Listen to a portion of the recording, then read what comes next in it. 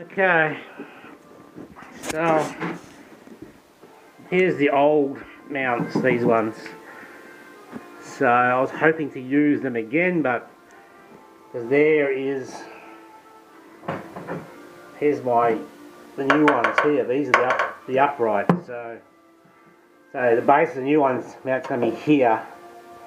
I didn't want to go from there onto here. Then you'd get sideways weight as well as up and down. So I thought I'll just screw it. I'll just cut these off and then re-glass everything down there.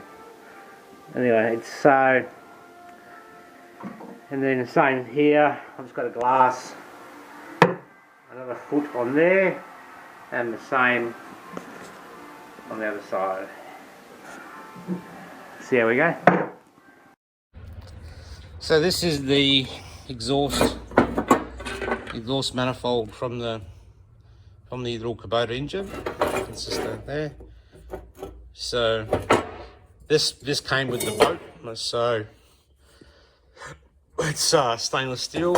It's got a little port here for the water from the heat exchanger, so just spit it back out the exhaust. It's got a hole there, but no big deal. I can weld that up, and then just cut some holes in it, chuck it on. Done deal. The boat's got the other stuff, bits and pieces on it, so again, that's a bit of a win-win. Okay, a bit of a progress update. So I've fitted the heat exchanger. I know it's a large one, but I got it for $100. It's a really good commercial quality copper inside, lasts forever heat exchanger. So the thermostat's still got to control the temperature. So it's better having too much than not enough. So yeah. So motor's in. It's all spinning beautifully, nice and true. Glassed in the mounts. I've got an alternator for a Land Cruiser. It's about 100, I don't know, maybe 100 amps, I'm not too sure. So that'll be fine.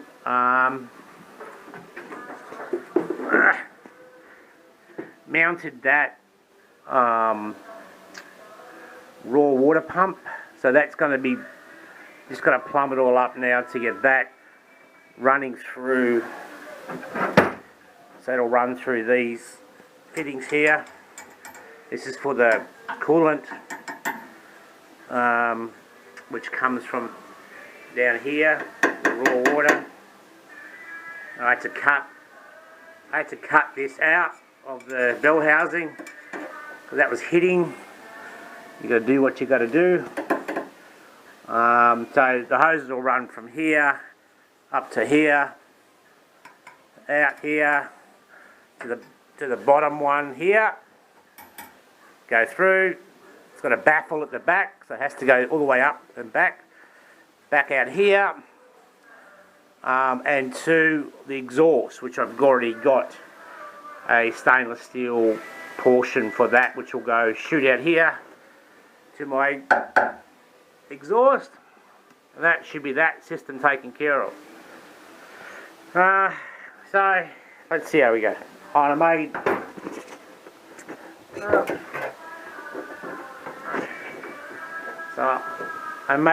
made this for the accelerator.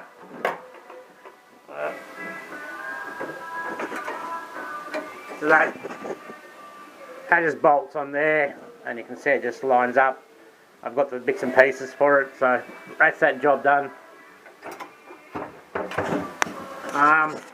This gizmo here is for the gears, so I'm going to try and somehow get that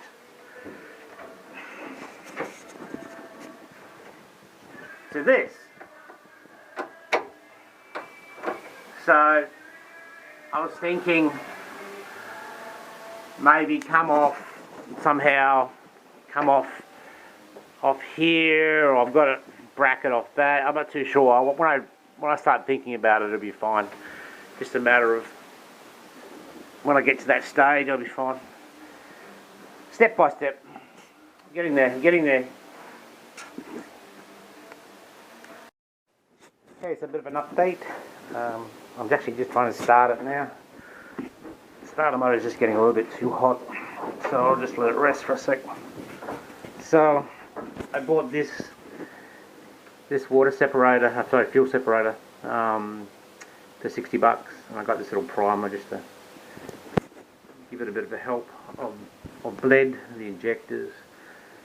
I've got my heat exchanger in and all plumbed up, so it's coming.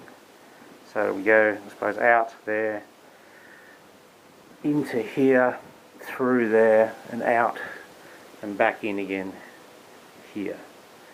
I picked this up from an old wreck. It's an old Ford Ute. That'll sit here, pretty much above this piece of wood. Goes here, and that'll sit on top here. It has to be. I wanted everything inside, but it needs to be higher than this, so it's not a big deal. It won't be that obtrusive. I think if I put it, set it here. I got an alternator set up. I got that off a Land Cruiser, so plenty of amps, about 110 I think, maybe more. It's got the double pulley, so maybe it's a big amp, because there's nothing really written on it, so I don't really know what it is, but I know what it's out of. It's out of Land Cruiser, and they're pretty good alternators. This is a 16 horse motor, so I should have plenty of left over to drive the alternator. I've got one battery in there. I'm just giving it a bit more charge. I'm going to put another battery in here, deep cycle one, to run all my instruments. I've got my raw water pump set up there, electric. So there's a fitting, and I've got this set up, so it'll be a double thing, so I can actually just run it now, testing it, and also it can be a deck wash as well once I get it all set up. It should be good. I need another tap, don't I? Yeah. I'll let that over. So that raw water goes, if you can see it, sort of goes back into here, into the exhaust, and then exhaust, gone. But note to myself is make sure you turn off water before you turn the engine off, otherwise you'll probably end up flooding the engine with seawater. That wouldn't be a good day, I suppose. Anyway, it's a lot of work when you try and put an engine in a boat, especially from scratch when you didn't know what was in it before. But I made this bracket up here. This is for the accelerator. I put that there. I've got to do the gear yet, but we'll try and get it going first. Where's my little helpers? We have life! Yo, beauty!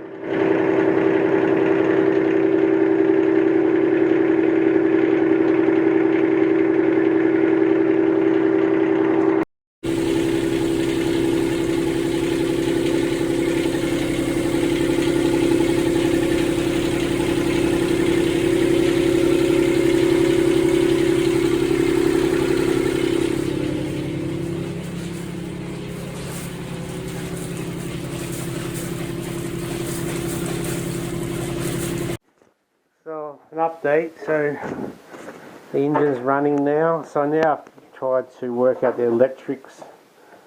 This was already on the boat. Looks like someone's just cut when they removed the engine, and I pulled it off to have a look how good it is, and she's not the best. So I'll clean it up, have a look, but I've got another one, a new one. Might just put that on instead of wasting any time with this one.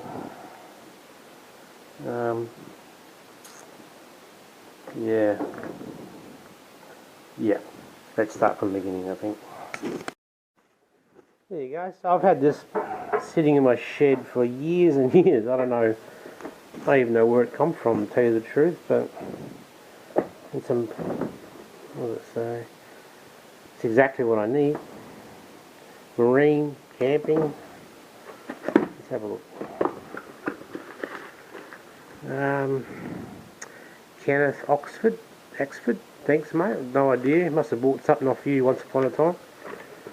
Let's have a look. Yeah, just what I need.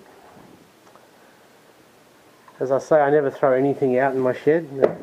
It's the luxury of having a large shed that you can actually just keep stuff, and I'm that bad, I'll probably keep that crappy one too and just chuck it somewhere, and you never know. You never know. Oh, so what I've got to do,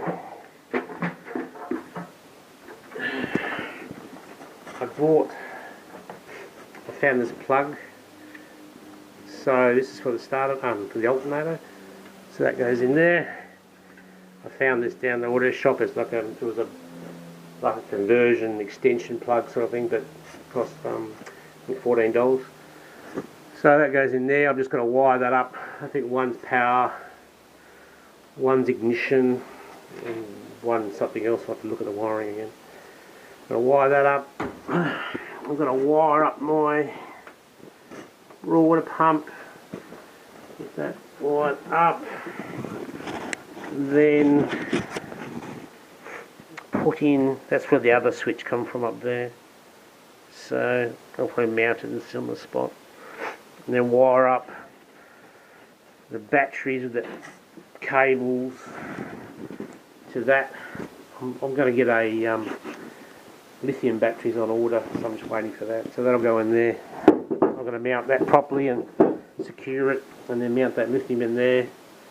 It'll be a 200 amp hour one.